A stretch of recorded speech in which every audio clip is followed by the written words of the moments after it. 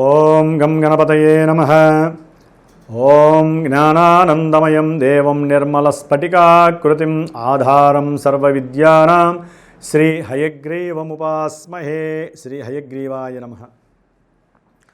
జ్ఞానసిద్ధిని వీక్షిస్తున్నటువంటి ప్రేక్షకులందరికీ కూడా మే మాసంలో ముఖ్యంగా కన్యారాశిలో ఉన్నటువంటి ఉత్తర ఫల్గుని నక్షత్రము, హస్తా నక్షత్రము, చిత్తా నక్షత్రము, ఈ 3 నక్షత్ర సముదాయం కలిగినటువంటి కన్యారాశి వారికి మే మాసం మొత్తంలో కూడా గ్రహాల యొక్క గోచార స్థితిగతులను కనుక గమనించినట్లయితే సాధ్యమైనంత వరకు శుక్ర భగవానుడు వీరికి మే 15 వరకు కూడా చాలా అత్యంత అనుకూలమైనటువంటి గ్రహంగా నిర్ధారింపబడి ఆయన వలన మంచి ధనలాభాదులు, భాగ్యాదులు, తండ్రి యొక్క లాలన పాలన, తండ్రితో చక్కటి అనుకూలమైనటువంటి వాతావరణము, ఎంతోమంది కుటుంబ సభ్యుల యొక్క కుటుంబాలలో మంచి శుభకార్యాలు జరగడం ద్వారా వీరి యొక్క ఫ్యామిలీతో చక్కగా ఆ యొక్క విందులు వినోదాలలో ఉత్సాహంగా పాల్గొనటము, ఆనందాన్ని అనుభవించటము, ధనాన్ని కాస్త ప్రయాణాలకు ఖర్చు పెట్టడము, అట్లాగే భార్యాభర్తల మధ్య చక్కటి వాక్ సంభాషణ ద్వారా వారు అంతకుముందు ఇప్పుడున్నటువంటి గ్రహస్థితి వలన కూడా ఎంతోమందికి ఇబ్బందులు కలుగుతున్న ఈ 15 రోజులు కూడా వారి యొక్క చతురత, అట్లాగే వాక్చాతుర్యంతో కూడినటువంటి అనుసంధానమైనటువంటి మంచి సంభాషణల ద్వారా చక్కటి ఆనందాన్ని పొందే అవకాశం ఉంటుంది. కొంతమందికి అయితే కనుక ద్వితీయ కళ్యాణ యోగం కలగడానికి ఎక్కువ అవకాశాలు ఉన్నాయి. కొంతమందికి ఆ యోగం తొలగిపోయే పరిస్థితులు మే 15 తర్వాత కలుగుతాయి. ఎందుకంటే కన్యారాశి వారికి ఈ శుక్ర భగవానుడు మే 15 తర్వాత దశమంలో గురుడితో కలుస్తున్నాడు. చేసే వృత్తి ఉద్యోగాదుల్లో కాస్త కటకటలాడటము, ధనపరంగా ఇబ్బందులు ఎదురవటం, కొంతమందికి ప్రయాణాల పరంగా కూడా ధన నష్టము కలిగేటటువంటి అవకాశం, చదువుకుండేటటువంటి విద్యార్థులకి కాస్త మేధో సంబంధిత విషయాలందు ఆసక్తి తగ్గి చదువు మీద ఇంట్రెస్ట్ పోయి అవసరం లేనటువంటి స్త్రీ వ్యామోహాదుల వలన వీరు చదువులో వెనకబడే పరిస్థితి కనపడుతుంది. అవసరం లేని సమయంలో పెళ్లి చేసుకోవాలనే ఆలోచన కలుగుతుంది. ఇదంత మంచిది కాదు, చాలా జాగ్రత్తగా ఉండాలి. దీనివలన మీకు ఉన్నటువంటి కీర్తి ప్రతిష్టల సంఘంలో భంగపడేటటువంటి అవకాశాలు ఉంటాయి. చాలా జాగ్రత్తగా ఉండాలి. అట్లాగే చదువుకునేటటువంటి విద్యార్థులకి వీరు విదేశాలకి వెళ్ళాలి, ఉన్నతమైనటువంటి విద్యల్ని అభ్యసించాలి అని ఏదైతే కోరికలు ఉంటాయో ఆ కోరికలకి సంబంధించినటువంటి అనుకూలతలు ఒక స్థాయిలో తగ్గే అవకాశం ఉంటుంది. వ్యాపారంలో నూతన పెట్టుబడులు పెట్టి వ్యాపారంలో మంచి వృద్ధి జరిగి చక్కటి దూర ప్రాంతాలకు వెళ్ళి దీన్ని అబ్రాడ్ వైజ్ కూడా డెవలప్ చేయాలనే ఆలోచనలు శాస్త్రీయంగా వీరికి మనసులో బాగా రంగరింపబడుతూ ఉంటాయి మే 15 తర్వాత. కాబట్టి గురు శుక్రులు 10లో ఉండటం ద్వారా కర్మస్థానంలో ఒక రకంగా మంచిదైనప్పటికీ ఆ 2 పాపగ్రహాలు అవ్వటము, ఆ యొక్క 10వ భావం అనేటటువంటిది గోచారంలో కొంచెం వాళ్ళిద్దరికీ అంత మంచిది కాదు. కాబట్టి లక్ష్మీనారాయణ సూక్తాన్ని, లక్ష్మీనారాయణ స్తోత్రాన్ని ఎవరైతే చదువుతారో, ఎవరైతే విష్ణు సహస్రనామ స్తోత్రాన్ని 4 రోజులు పారాయణ చేస్తారో చేసే వృత్తిలో మార్పు ఉండదు, ఉద్యోగాదుల్లో మార్పులు ఉండవు, వివాహ వ్యవస్థలో సమస్యలు రావు, ధనపరమైనటువంటి నష్టము. విద్యార్థులైతే కనుక హయగ్రీవ మంత్రాన్ని చదవండి, లేదా ఓం నమో నారాయణ బీజాక్షరాలు చదవండి. విద్యలో ఆటంకాలు కలవు, మీరు అనుకున్న విద్యను మీరు సాధిస్తారు, అది గుర్తుపెట్టుకోండి. ముఖ్యంగా కన్యారాశి వారికి రాస్యాధిపతి అయినటువంటి, కర్మస్థానాధిపతి అయినటువంటి బుధుడు వ్యాధిపతి అయినటువంటి రవితో కలిసి అష్టమంలో ఉండటం వలన ఆరోగ్యపరంగా దెబ్బతినే అవకాశం ఉంటుంది. వీరు ఏది మాట్లాడినా కూడా దాంట్లో వారు చేసే ఉద్యోగాల్లో వీరికన్నా పెద్ద ఉద్యోగస్తులు ఎవరైతే ప్రభుత్వ ఉద్యోగాలు కావచ్చు, నార్మల్ ఉద్యోగాలు కావచ్చు, వాళ్ళకి వీళ్ళకి మధ్య సంబంధాలు తెగిపోవటము, లేకపోతే ఉద్యోగం మీద తెలియనటువంటి బెంగపడటము, ఉద్యోగం పోతుందేమో అనేటువంటి భయము, తండ్రి గారి యొక్క ఆరోగ్యపరంగా కానీ లేకపోతే ఆయనకు ఉన్నటువంటి పాస్తులు వీరికి వస్తాయో రావో, అవి పోతాయేమో, ఇట్లాంటివి ఎన్నో రకాలుగా, లేకపోతే వీరు దాచుకున్నటువంటి సొమ్ము ఇంకెవరైనా అపహరిస్తారేమో, వీరు కొంతమంది ఇన్సూరెన్స్ పెట్టుకుంటారు, ఆ ఇన్సూరెన్స్ డబ్బులు వస్తాయో రాదో, ఇట్లా ఎన్నో భయము, ఆందోళన, ప్రకంపనలు వీరిని మానసిక ప్రశాంతత లేకుండా చేస్తాయి. అట్లాగే వీరు ఏం మాట్లాడుతున్నారో తెలియదు. వీరు అసలు ఒకటి అనుకుంటారు, చేసేది ఇంకోటి. ఎందుకు చేస్తున్నారో తర్వాత ఆలోచించే లోపల కావాల్సినటువంటి డబ్బు రాదు, అనుకున్న సమయంలో ఏ పని ముందుకు వెళ్ళదు. కాబట్టి ఈ రవి బుధులు మే 14 వరకు కూడా అష్టమంలో ఉండి నానా బీభత్సకరమైనటువంటి పరిస్థితులు, తండ్రికి అపాయము, చేసే ఉద్యోగంలో ఎన్నో ఇబ్బందులు కలిగేటటువంటి అవసరం కనిపిస్తోంది.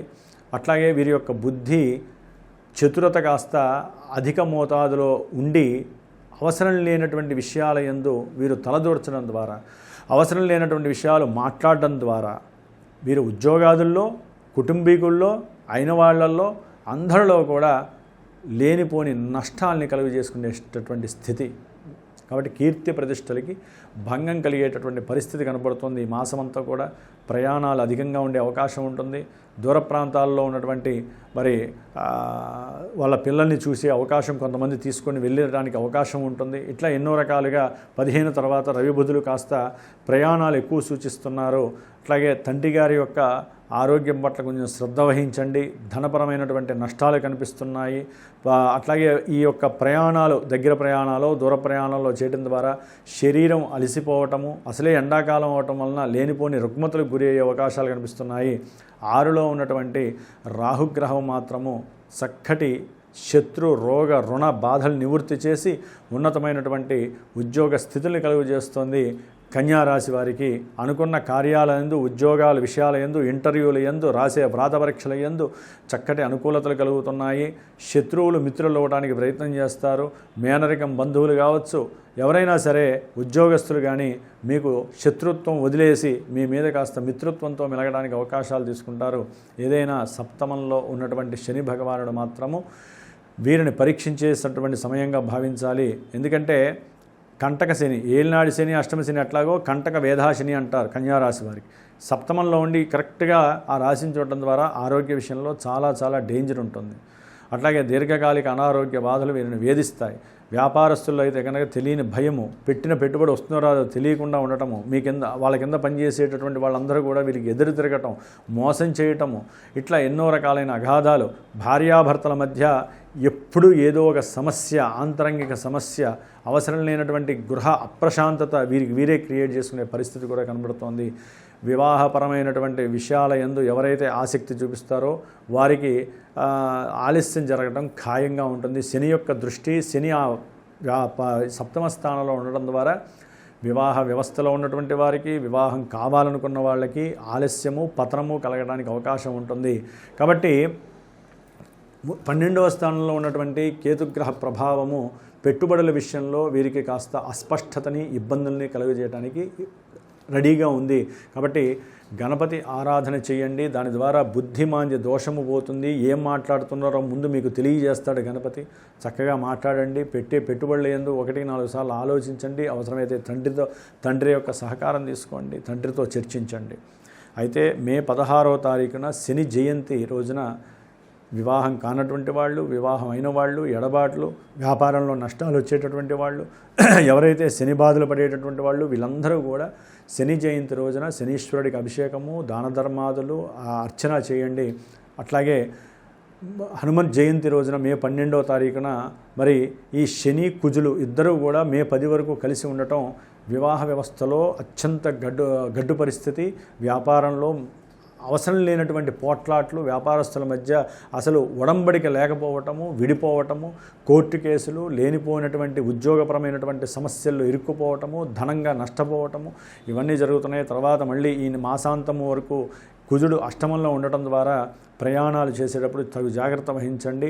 ఆకస్మికంగా వచ్చే కష్ట నష్టాలను చూసి భయపడకండి. కొంచెం మనోధైర్యంగా ఉండండి. అప్పుడు ఆ కష్టాలు వెనక్కి నెట్టబడతాయి. కాబట్టి ఏదేమైనప్పటికీ కూడా ఈ యొక్క గోచార ఫలితాలని మనం తీసుకొని మనకి ఇవే జరుగుతాయని ఎవరు కూడా మనస్సుతో ప్రమేయంగా పెట్టుకోకండి.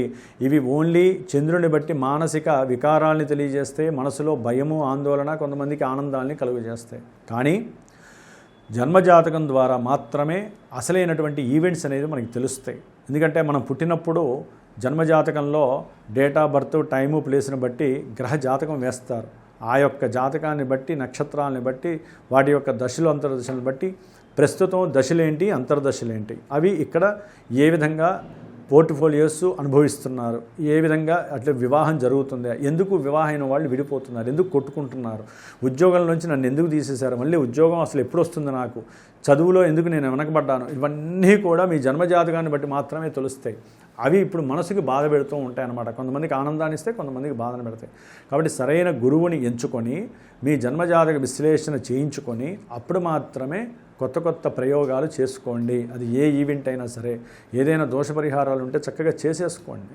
జ్యోతిష్యం అంటే పురాణం విన్నట్టు కాదు. జ్యోతిష్యం విన్న తర్వాత పరిష్కారం కావాలి అనుకొని పరిష్కారం చేసుకుంటేనే కర్మ పరిపక్వత కలుగుతుంది. కర్మ ఏ విధంగా పోతుందంటే మనకి 10 రూపాయలు ఖర్చు పెట్టి దాన ధర్మాదులు, హోమాదులు, అభిషేకాలు చేసుకుంటేనే పోతుంది. లేకపోతే మన కర్మ మన దగ్గరే ఉంటుంది, మన డబ్బు కూడా అట్లాగే ఉంటుంది. ఒక్కసారిగా పోతుంది, ఉన్నదంతా పోతుంది. కాబట్టి ఎప్పటికప్పుడు మీరు చేసే ప్రతి ఈవెంట్కి గురువుని అప్రోచ్ అవ్వండి, చక్కగా తెలియజేసుకోండి. అసలు చాలామందికి తెలియట్లా, మా రాశిది, మా నక్షత్రం ఇది అంతే.